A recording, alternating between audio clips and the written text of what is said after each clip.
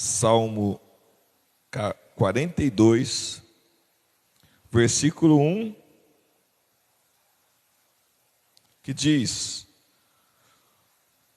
como o servo brama pelas correntes das águas, assim suspira a minha alma por ti, ó Deus. Mais uma vez, como o servo brama pelas correntes das águas, assim suspira a minha alma por ti, ó Deus.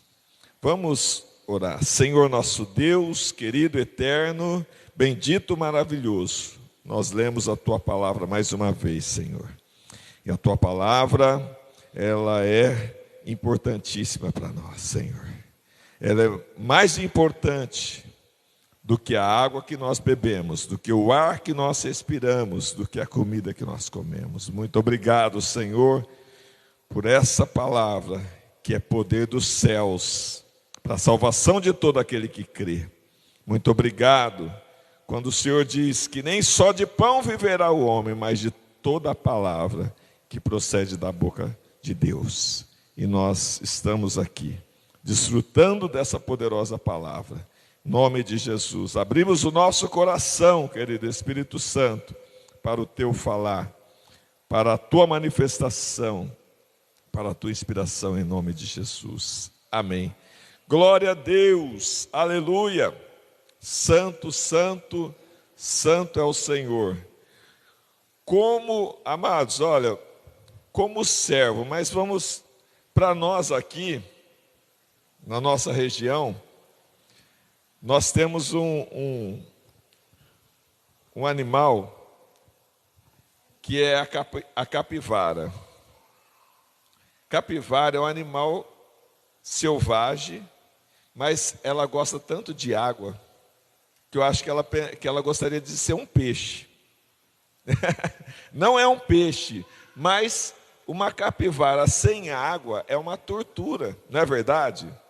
Porque o maior prazer dela é estar na água. Ela tem prazer de estar na água. E aqui está dizendo, como o servo brama pelas correntes das águas.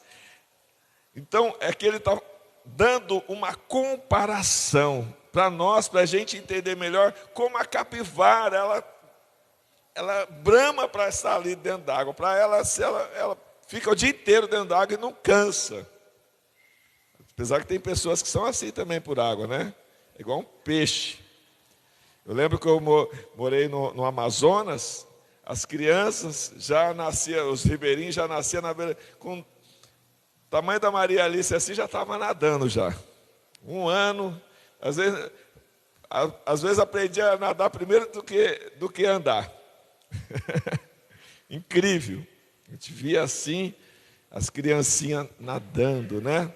Aquele prazer em estar na água. Mas o que o salmista quer dizer aqui? Quer dizer assim, olha, assim como esses animais, como o servo, como esses animais, eles têm sede, eles anseiam, a coisa mais prazerosa para eles é estar nas correntes das águas, assim a minha alma por ti.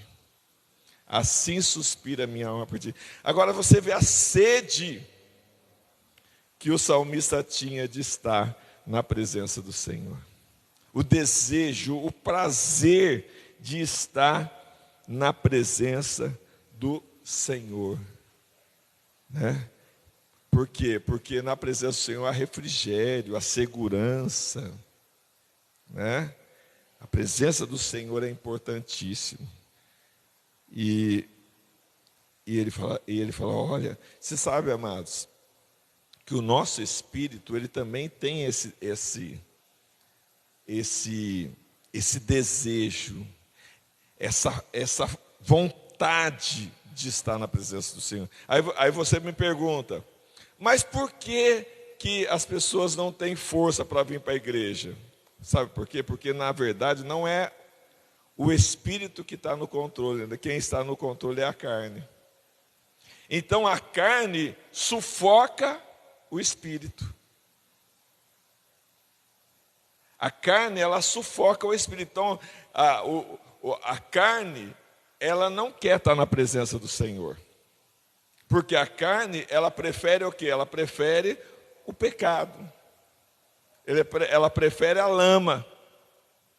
Mas o espírito prefere água fresca, água limpa, cristalina. O nosso espírito prefere o Espírito de Deus e não o pecado. Tanto é que quando o homem morre, o que acontece? O homem morre, o corpo vai para onde? Para a terra. Sim ou não? O espírito do homem, o que acontece com o espírito do homem? Volta para Deus. E a alma? Aí é uma decisão de cada um. Ou ela vai estar no seio de Abraão, ou ela vai para onde? Para o Hades, para a morada dos mortos.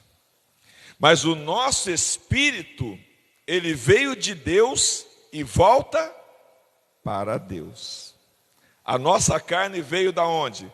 Da terra e vai voltar para a terra. Então, louvado seja o nome do Senhor. Então, amados, por isso nós não podemos ser guiados pelas vontades da nossa carne, pelos desejos da nossa carne, pelos caprichos da nossa carne, porque se assim for, nós vamos estar cada dia mais distante de Deus.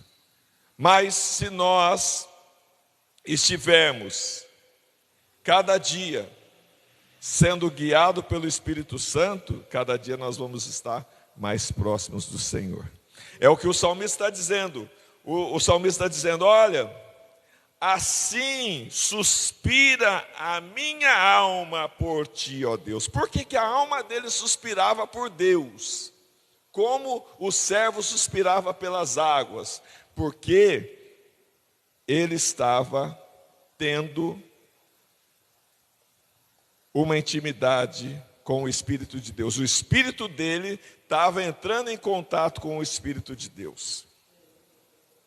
É o que a Bíblia diz. Em Romanos, Paulo escreveu muito bem, quando ele diz: o Espírito testifica com o nosso espírito que nós somos filhos de Deus.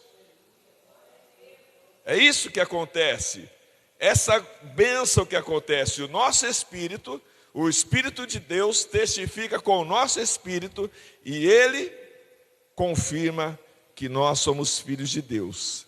E assim a nossa alma passa a ser, como eu sempre falo aqui, a nossa alma ela é bobona. Quem for mais forte é que vai ter o controle. Se a carne for mais forte, a alma vai seguir o peso da carne. É como um pêndulo, é como uma balança. A balança como que é? Lembra da balança antiga? Como era? Lembra, irmão? Colocava os pesos de um lado, né, irmão? Colocava ali um monte de pedra ou de ferro de um lado e do outro lado o produto. Para saber o peso, ela tinha que estar equilibrado. Mas o lado que estava mais pesado era o que ele pendia. Então, quer dizer, não pode haver equilíbrio entre carne e espírito. Porque aí vai ser morno. É o que a Bíblia diz, que o morno, Deus vai vomitar. Então, um tem que vencer. Amém, amados? Um tem que vencer. E quem é que vai decidir quem vai vencer? É Deus. Deus, ele dá os recursos, as condições para que a gente vença. Um tem que vencer, ou a carne vai vencer, ou o espírito vai vencer. E Conforme o Salmo diz, nós temos que dar uma ordem para a nossa alma. Canta minha alma, lembra daquele Salmo? Canta minha alma, canta ao Senhor, rende-lhe sempre ardente louvor. Canta minha alma, canta ao Senhor, rende-lhe sempre ardente louvor. O que o salmista faz aqui?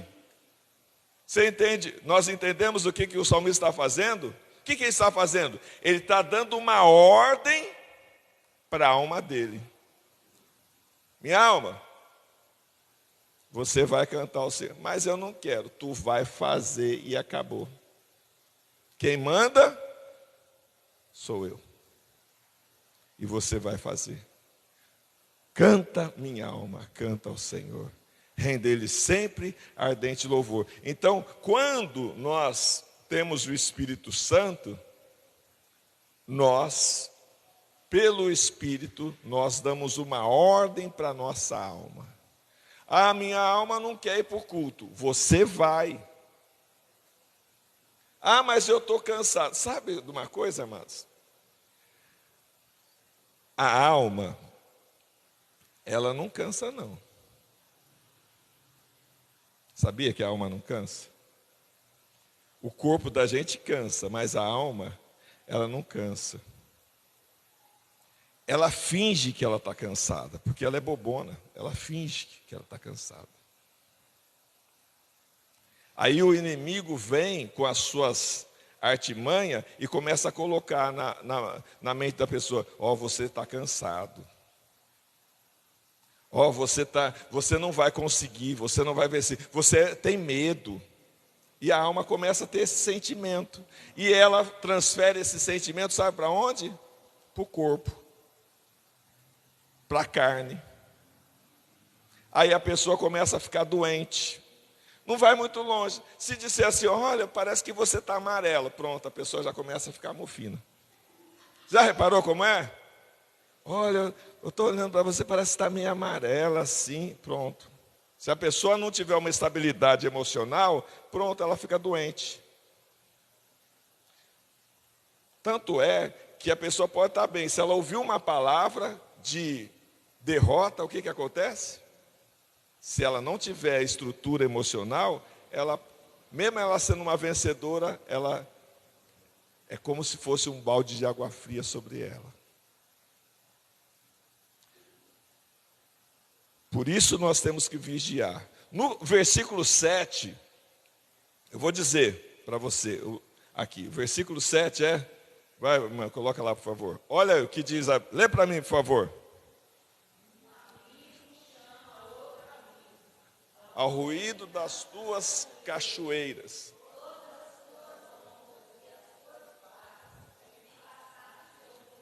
Tem outra versão que diz as catadupas. Né? Então, olha, um abismo chama outro abismo.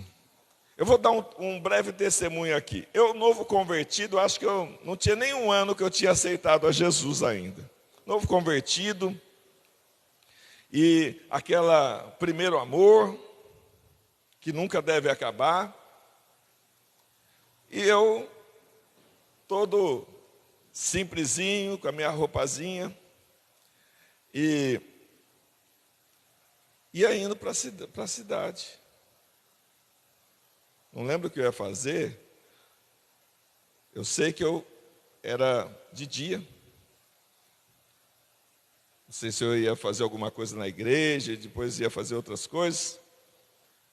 Novo convertido. Aí, de repente, eu, na parada do ônibus, um vizinho que nunca tinha dado atenção para mim, nunca lembrava de que eu existia, nunca tinha me cumprimentado, ele para o carro e diz: entra, você vai para onde? Eu falo: vou lá para o centro. Entra que eu te levo. Eu falei assim: não, eu vou esperar onde? Não, entra aí, pode entrar. Aí eu abri a porta, entrei. Ele: paz, Senhor, eu: paz, Senhor. Eu via ele como crente, E ele me disse, paz Senhor, tal. Mas eu olho ali no espaço ali do carro, o que tinha? Uma carteira de cigarro. Eita, esse crente aí está meio esquisito. Eita, Senhor, tem misericórdia. E de repente ele pega aquela carteira de cigarro e acende um cigarro. Quer um? Eu falei assim, irmão, por favor, pare o carro. Não, eu vou te levar. Eu falei, não, por favor. Não, fuma um, não tem nada não. Eu sou crente, nós somos crentes, não tem problema não, fuma um aí. Eu falei assim, não, por favor, pare o carro. E eu insisti com ele até que ele parou o carro. E eu disse para ele assim, olha, a Bíblia diz que um abismo chama outro abismo. Então, eu não vou fumar e eu não vou mais. E você, muito obrigado, tchau. E esse versículo ficou na minha mente até hoje. E graças a Deus, isso já faz mais de 30 anos. E graças a Deus eu estou firme na fé até hoje.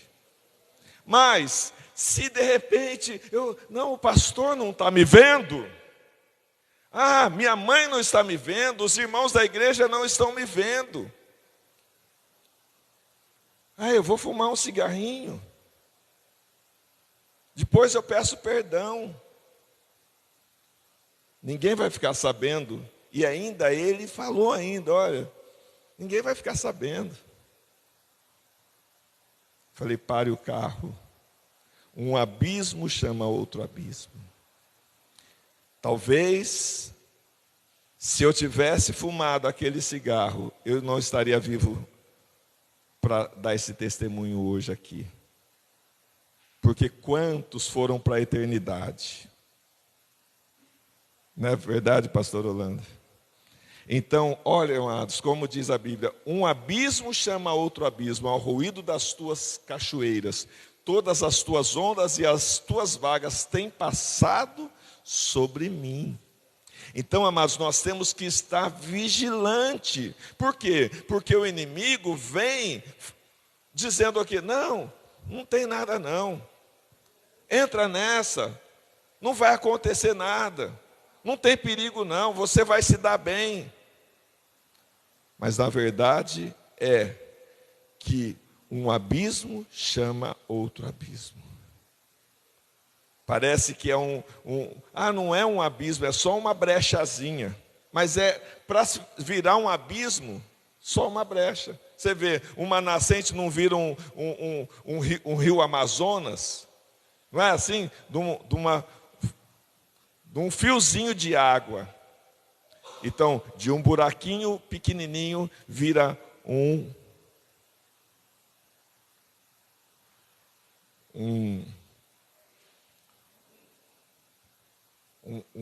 buraco enorme, vira uma bossoroca. De um buraquinho, vai dando a erosão, vai dando a oração, bossoroca. Bossoroca é porque a erosão vai pegando e vai aumentando o buraco. Bossoroca é um buraco enorme, que vai tomando. Esses dias aconteceu aí no Maranhão, naquela cidade que estava sendo engolida, né? Aquilo ali é uma bossoroca. A cidade toda está sendo engolida. Começou do quê? De um buraquinho. E aí vai aumentando, e fica de uma forma que não tem quem controle. Continua o versículo 8, para a gente finalizar. Contudo, o Senhor mandará a sua misericórdia de dia e de noite, e a sua canção estará comigo, uma oração ao Deus da minha vida. Então quer dizer, amados, a gente não pode abrir mão da adoração ao Senhor, da oração, da vida, da comunhão. A gente não pode abrir mão por nada neste mundo. Não vamos nos iludir de achar, não, hoje, porque, amados, é assim, o inimigo vai quebrando as moléculas. A gente tem que vigiar, porque o inimigo vai quebrando as moléculas. Eu não sei quem colocou um vídeo, esses tempos atrás, em que, nas redes sociais, Tem umas pessoas muito maldosas, malvadas, e elas estão seduzindo as crianças. Então, o que eles fazem? Fala assim, ó, seguinte, se você me der R$5, se você tirar uma foto da ponta do seu dedo, eu te dou R$5. Aí a criança vai lá, tira a foto da ponta do dedinho. Já quebrou uma molécula. Sabe por quê? Isso se torna o quê? Não parece, mas já é uma prostituição. Por quê? Ela está vendendo parte do seu corpo, não é verdade? Sim ou não? Se a pessoa, por exemplo, eu peço para o Miguel, tira a foto da sua unha e manda para mim, que eu vou te dar R$5. Isso é quebrando as moléculas. Para ele não é prostituição. Para ele não está vendendo o corpo. Mas está. Por quê? Porque ele está vendendo aquela parte por R$5. Aí depois ele vai falar assim, é o seguinte, eu te dei 5, conta para os seus amigos que eu vou dar 5 também para eles. Aí eles vão lá e vendem aquela foto. Aí fala assim, ó, seguinte, se você tirar a foto da sua mão inteira, eu te dou 50. Aí ele vai, tira a foto, já, entendeu como é? Quebrou a molécula, um abismo vai chamando outro. Aí tira a foto da mão inteira. Ah, eu ganhei 50. Aí fala, olha, agora eu ganhei 50. Se você tirar a foto dessa parte aqui para cima, eu te dou 100. Aí já ficou mais sério, não ficou? Sem a blusa. Quando vê, a pessoa já está tirando foto do corpo inteiro. Está se prostituindo. Então é um abismo chamando o outro e quebrando a quebra das moléculas. Espiritualmente também é assim. O inimigo fala assim, ó, não vai nesse domingo para a igreja não. Não vai não. Tem que com lá, você está muito cansado. Vai ter uma brincadeira para lá de família. Ah, você passou o ano todo dentro da igreja, falta só um dia. Aí daquele dia você falta, aí lá já tem uma cervejinha. Você não bebe, mas eu não bebo, mas ali tem. Aí no outro domingo você vai, te chamam de novo. Aí quando vê, a pessoa já está com o copo na mão já. Sabia que é assim que o inimigo faz? É desse jeito. Quando vê, a pessoa já está com o copo na mão, e já está com um arrasta-pé, começa com um gospel, não é gospel, mas de repente já começa com uma música mais animada, e quando vê já está no forró mesmo, se não vigiar, amados, eu sei disso, porque eu nasci num lar que não era evangélico. Até hoje, quando eu vou visitar os parentes lá, eu tenho que o quê? Eu tenho que estar orando e vigiando, eu tenho que ter uma estrutura para não me envolver. Por que muitas vezes os pais pedem os filhos para o mundo? Por isso.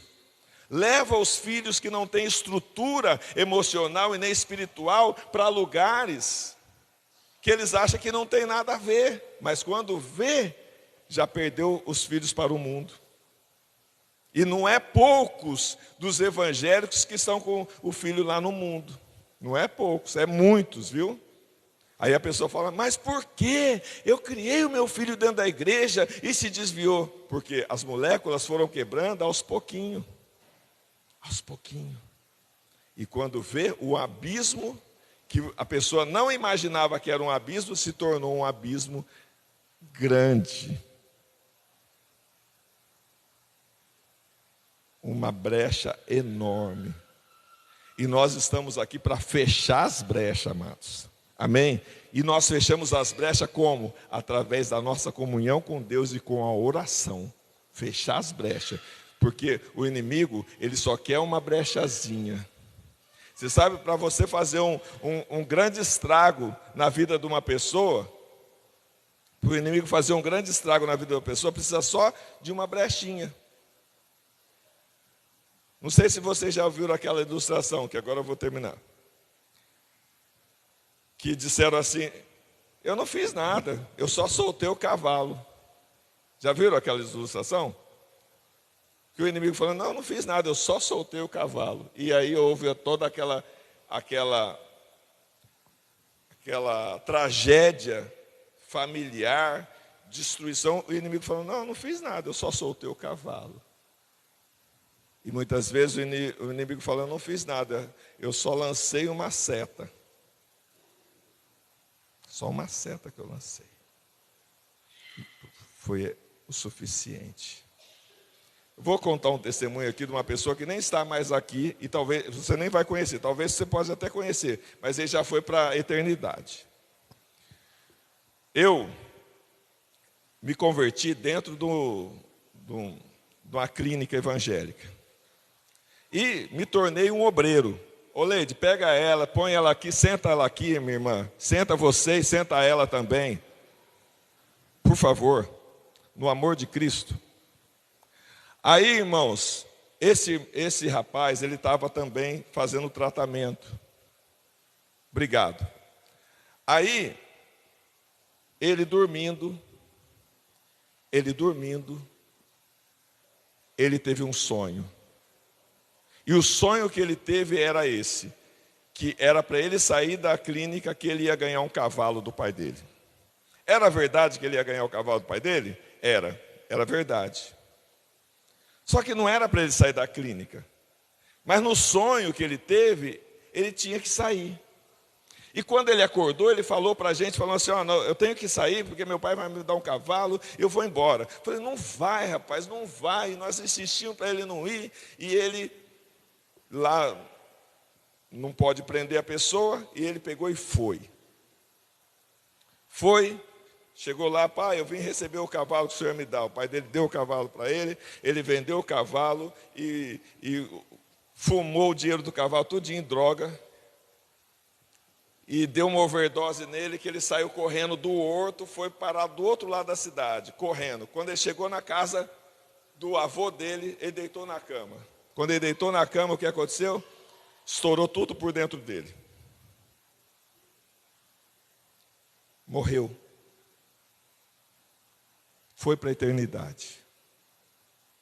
Quer dizer, uma coisa, foi um sonho que ele teve. E ele deu ouvido a esse sonho que ele não deveria ter dado. Às vezes a gente pensa, não, mas é uma coisa tão insignificante. Mas são coisas pequenas que traz consequência grande. São coisas pequenininhas que traz consequência grande. Não vai muito longe. Por exemplo, quem toma remédio controlado,